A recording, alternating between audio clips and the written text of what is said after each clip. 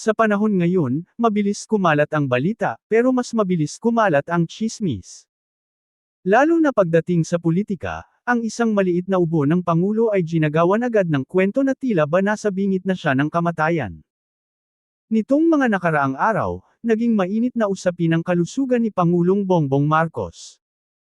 Hindi siya nakadalaw sa ilang events, at si Executive Secretary Ralph Recto ang humalili. Ang diagnosis: acute diverticulitis. Isang kondisyon na nangangailangan ng pahinga at gamot, pero hindi naman life-threatening. Pero para sa mga marites sa politika at sa mga detractors na nag-aabang ng pagbagsak ng administrasyon, ito ay isang pagkakataon para magkalat ng lagim.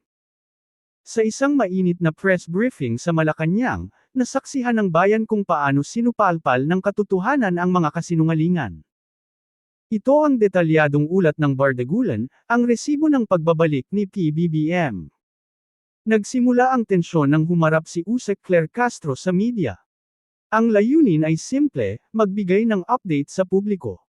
Pero may isang reporter na tila may ibang agenda.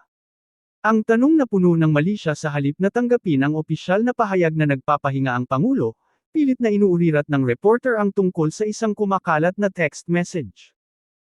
Ayon sa reporter, may natanggap daw silang mensahe mula sa isang unknown number sa Viber.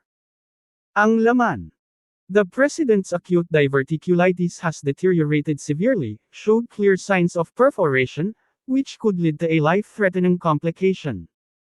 Sa madaling salita, gusto nilang palabasin na malubha, kritikal, at agaw buhay na ang Pangulo.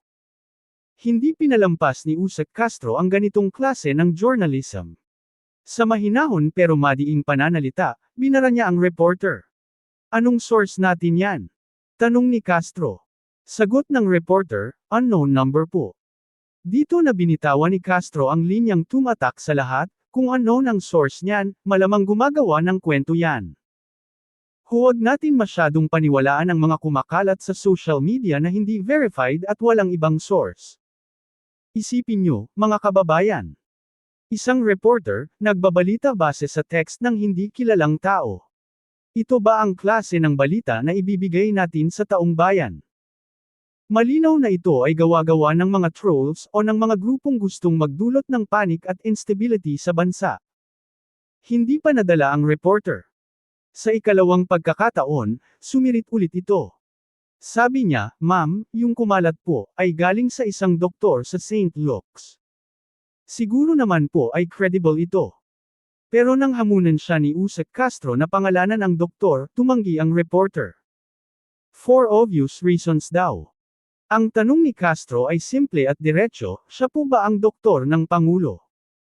Ang sagot ay hindi.